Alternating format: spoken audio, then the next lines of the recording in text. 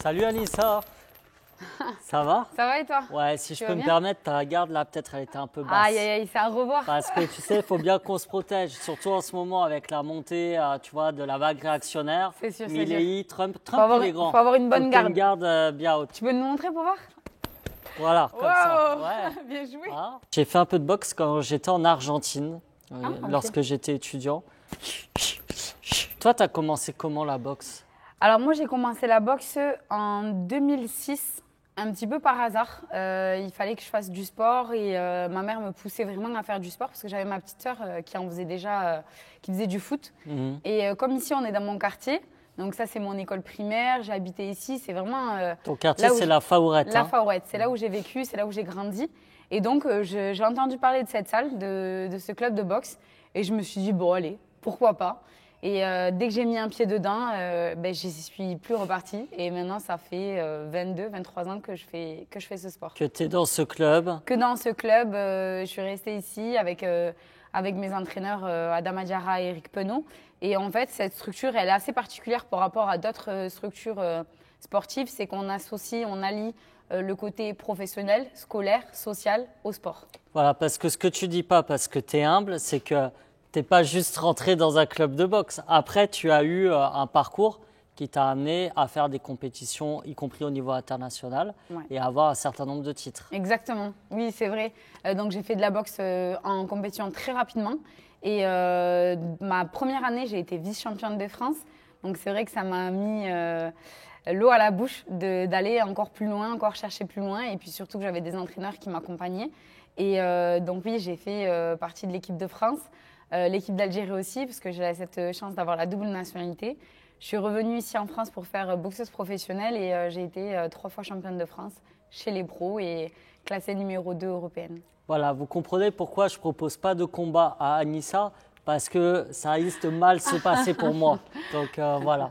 Et après ce parcours-là à très haut niveau, toi, tu as décidé quand même de t'investir et tu as le goût de faire un passage, ou en tout cas de la transmission Ouais. aux gens et notamment à des personnes qui initialement ne seraient pas venues dans un club de boxe. Ouais, exactement. Ben, je pense que j'ai été éduquée à bonne école avec ce club.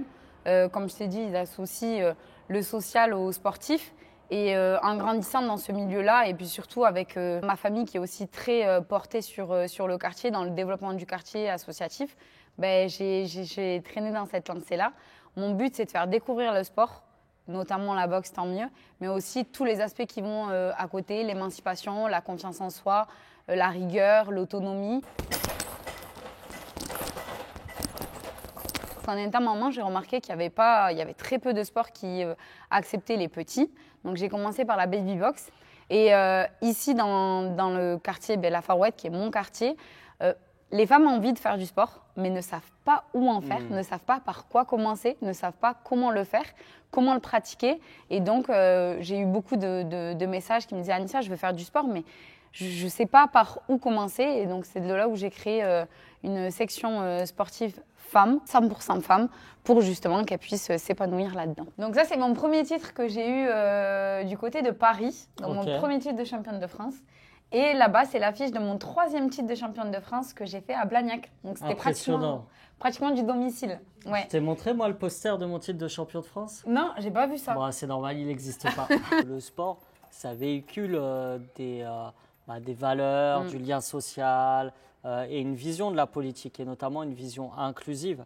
En ce moment, il y a même des débats pour interdire, par exemple, aux femmes voilées de faire de la pratique sportive, ce qui est totalement ahurissant et hallucinant. Une fois, tu m'as dit, viens, passe, il y a un petit tournoi pour les jeunes. Et il y avait là sur le ring de boxe qu'on voit là, un enfant, un garçon, qui était en fauteuil roulant et qui pourtant faisait de la boxe avec les autres. Et on voyait que c'était, bien sûr qu'il était forcément limité dans ses gestes et autres, mais ce qui n'était pas limité, c'était le lien qu'il faisait avec les autres et le lien que les autres faisaient avec lui et la manière dont il se sentait aussi inséré, intégré dans un lieu comme celui-là. Sa maman m'avait dit qu'il avait qu'un rêve, c'est que son grand frère faisait du foot. Et il disait tout le temps, je vais à l'entraînement, ah j'ai ma médaille. Et une fois, son fils lui a dit, moi aussi j'aimerais dire cette phrase, je vais à l'entraînement. Et donc, j'ai été très heureuse de pouvoir lui apporter ça, de dire je vais à l'entraînement. Pour lui, c'était un rêve inaccessible et qu'on a pu lui rendre. Et le jour où tu es venu, son rêve, c'était d'avoir une coupe. Et j'ai eu la chance de lui donner la coupe en plus. Qui est au-dessus de sa cheminée. Ah oui. Il est très fier de cette coupe parce que justement, il n'en avait jamais eu. Il voyait son frère réussir dans le foot, avoir des médailles tous les week-ends. Et lui, il a sa grande coupe avec son prénom dessus. Il en est super fier jusqu'à encore maintenant.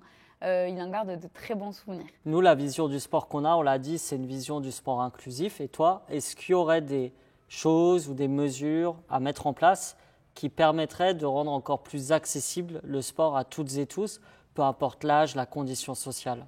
Déjà, de créer plus d'associations autour de ça, parce que tous les parents que j'ai croisés avec des enfants en situation de handicap me disent j'ai envie que mon enfant fasse du sport. L'enfant veut faire du sport, mais il n'y a pas de structure pour les accueillir.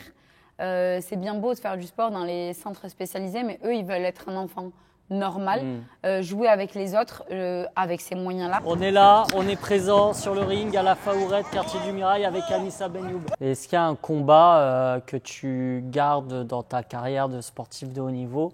Tu dis, je sais pas, par exemple, moi, à ma petite échelle, il y a des matchs de foot que j'ai faits en loisir, dont j'ai encore des souvenirs, alors que d'autres pas du tout. Est-ce qu'il y a un combat comme ça? J'imagine que ça prend des proportions bien plus importantes, évidemment, que tu conserves dans ta mémoire. Mon premier championnat de France, j'avais vraiment pour objectif de gagner et c'était impossible pour moi de perdre. Et Dieu merci, je l'ai gagné, je l'ai remporté. Et donc, c'est vrai que cette victoire, ce premier titre de championne de France chez les professionnels, ça reste quand même marquant et marqué au niveau de ma carrière. Au début, je disais malheureusement, mais aujourd'hui, je dis heureusement. J'ai été renvoyée de mon collège, donc de mon cocon, de mes habitudes. Et j'ai commencé la boxe à ce moment-là. Et ça a été une vraie révélation au niveau de la colère que j'avais.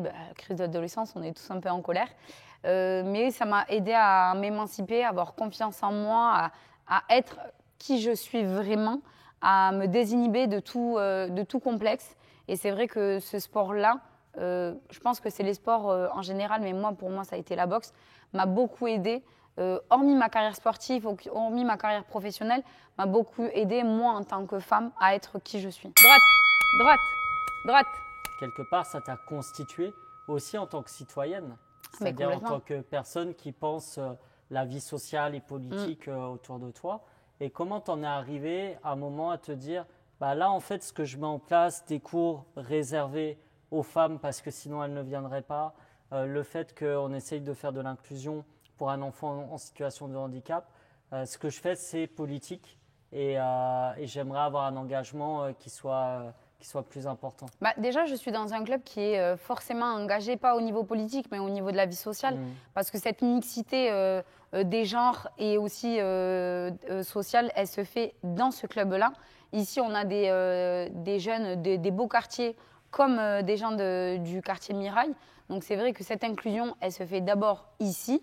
Moi-même, j'ai été une inclusion de genre parce que j'étais l'une des premières entraîneurs femmes. Donc c'est vrai que de soi, ça se découlait comme ça avec l'entourage de mon club et cette dynamique que mon club a imposée avec Philippe Gérard et Eric Penaud, où ils étaient dans cette dynamique de mixité. Moi, à partir du moment où je rentre dans cette salle de boxe, je suis ni une femme ni un homme, je suis ni riche ni pauvre, je suis juste un boxeur. Et donc cette éducation, je l'ai eue grâce à la boxe que j'ai tout au long de ma vie déroulée. Et en fait, c'est un jour une rencontre d'une personne qui m'a dit en fait, Anissa, ce que tu es en train de faire, c'est carrément de la vie sociale dans ton quartier. C'est de la politique que tu fais sans être politicienne. Et je me suis posée, je me suis dit, ouais, c'est vrai, carrément. Je suis vraiment active dans mon quartier. Mon but, c'est de pouvoir le dynamiser, de rendre dynamique le quartier.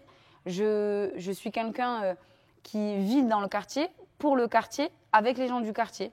Au final, pourquoi pas en faire plus et donner encore plus de la voix à ce beau quartier qui m'a vu grandir. Droite, droite, droite.